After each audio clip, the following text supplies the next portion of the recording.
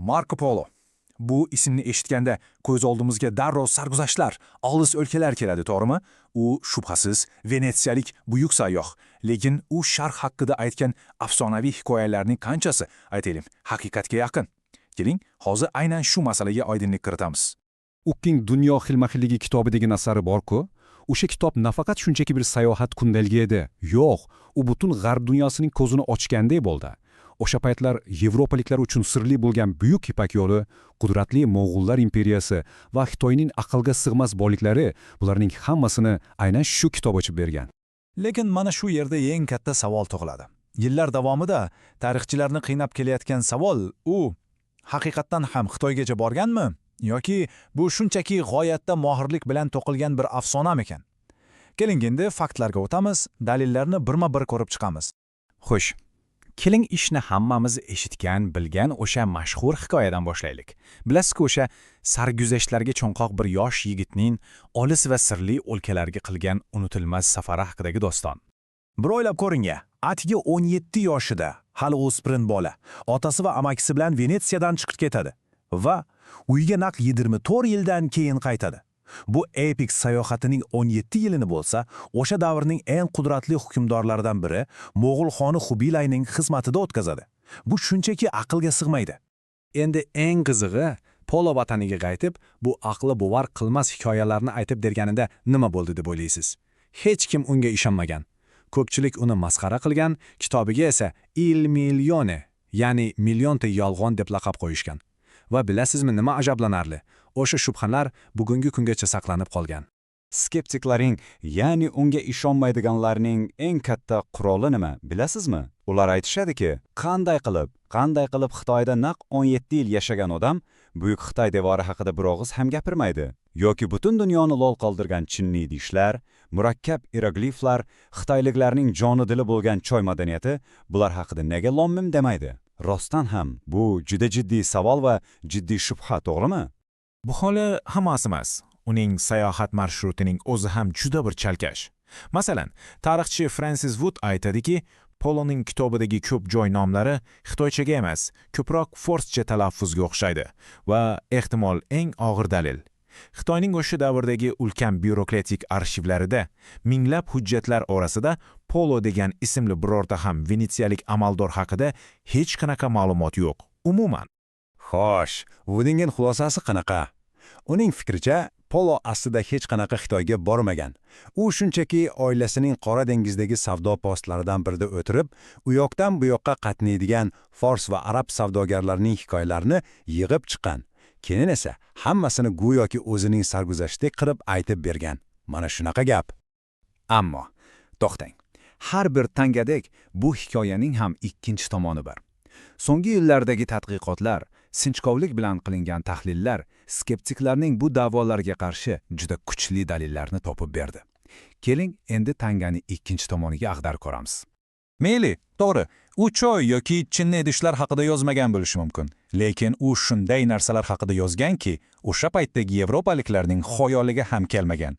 Masalan, qog'oz pullar, yoqilg'i sifatida ishlatiladigan qora toshlar, ya'ni ko'mir, yoki davlat tomonidan qattiq nazorat qilinadigan tuz sanoati. Xitoyshunos olim Hans Ulrich Vogel aytganidek, bunchalik aniq va noyob ma'lumotlarni birovdan eshitib yozib bo'lmaydi. Buni faqat o'z ko'zi bilan ko'rgan odam yozishi mumkin. Chunki uning kitobi shunchaki sayohatchining bir yozuv daftari emasdi. Yo'q. Unda Xubilayxon imperiyasining boshqaruv tizimi haqida, o'sha zamon uchun aql bovar qilmas darajadagi pochta xizmati, soliq yig'ish tizimi haqida shunaqa aniq ma'lumotlar borki, yoki bo'lmasam Suju va Kinsay, ya'ni hozirgi Hanzhou shaharlarini shunaqa batafsil tasvirlaganki, bularni hech qaysi fors savdogaridan eshitib bo'lmaydi. Bu endi aniq. Xo'sh, xulosa nima? Ha, kitobida ba'zi bir tushunmovchiliklar, bo'shliqlar bor. Lekin shunga qaramay bugungi kunda aksariyat tarixchilar bitta fikrda. Uning hikoyasi asosan haqiqatga to'g'ri keladi va katta ehtimol bilan Marco Polo chindan ham Xitoyda bo'lgan. Endi keling, uning sayohatining biz uchun eng qiziqarli, eng yaqin qismiga o'tamiz. Ya'ni uning Markaziy Osiyo, xususan mana shu bizning zamonimiz, bugungi O'zbekiston hududlaridan o'tgan izlariga bir nazar tashlaymiz. Uning yo'nalishiga bir qarang. Forsdan boshlab qadimiy Balx orqali Osmono'par Pamir tog'larini oshib o'tib, to'g'ri Buyuk Ipak yo'lining yuragiga kirib kelgan. tamaddunlar beshigi bo'lgan bizning diyorlarimizga. Bu xaritaning o'ziyoq uning naqadar ulug' va mashaqqatli yo'lni bosib o'tganini ko'rsatib turibdi. Uning yozuvlariga ishonadigan bo'lsak, Polola oilasining yo'li aynan hozirgi O'zbekiston hududidan o'tgan. Qarang, qadimiy Xorazm markazi Urganchdan boshlab, Sharif shahar Buxorogacha, Amir Temurning vatani Shahri Sabz, afsonaviy Samarqand va nihoyat jannatmonat Farg'ona vodiysi o'rtali. Bu shahar nomlarining o'zi bir doston. Mana bu so'zlar uning nafaqat sayyoh, balki qanchalik zirak kuzatuvchi bo'lganini ko'rsatib turibdi. Qarang, u shunchaki shaharning bog'lari-yu bozorlarini tasvirlamayapti. U odamlar haqida, ijtimoiy muhit haqida gapiryapti. Samarqandda nasroniylar va musulmonlar yonma-yon tinchlikda yashashi haqidagi bu gapi, buni unutmang, bu 13-asr. O'sha davr uchun bu juda qimmatli, juda noyob bir tarixiy guvohlik. Xo'sh, u Xitoyga borganmi, bormaganmi? Bu bahslarni bir chetga surib turaylik. Chunki bir narsa aniq va bu narsani hech kim inkor eta olmaydi. Marko Poloning dunyo tarixidagi o'rni beqiyos. 24. Bu shunchaki bir raqam emas. Tasavvur qiling, 24 yil. O'z uyidan, oilasidan uzoqda, butunlay notanish yurtlarda, sarguzashtlar ichida o'tgan umr. Va aynan mana shu 24 yil butun boshli Yevropaning sharq haqidagi fikrini, tasavvurini butunlay, abadiyga o'zgartirib yubordi. Bu faktga e'tibor bering. Uning kitobi shunchaki chang bosib yotadigan bir ertak bo'lib qolmadi. Yo'q. Qarangki, Kristofor Kolumb o'zining o'sha mashhur sayohatiga chiqqanida uning kemasida nima bo'lgan deb o'ylaysiz? Aynan Marko Poloning kitobi, izohlar bilan to'ldirilgan nusxasi. Demak, Marko Poloning so'zlari, uning hikoyalari Kolumb kabi buyuk kashfiyotchilarni yangi dunyolarni izlashga ilhomlantirgan, ularga turtki bo'lgan. Shunday qilib, oxir-oqibat uning aytgan har bir gapi, bosgan har bir qadami 100% isbotlanganmi yoki yo'qmi, bu balki unchalik muhim emasdir. Eng asosiysi nima? Eng asosiysi uning hikoyasi qoldirgan meros. Bu meros nima degani?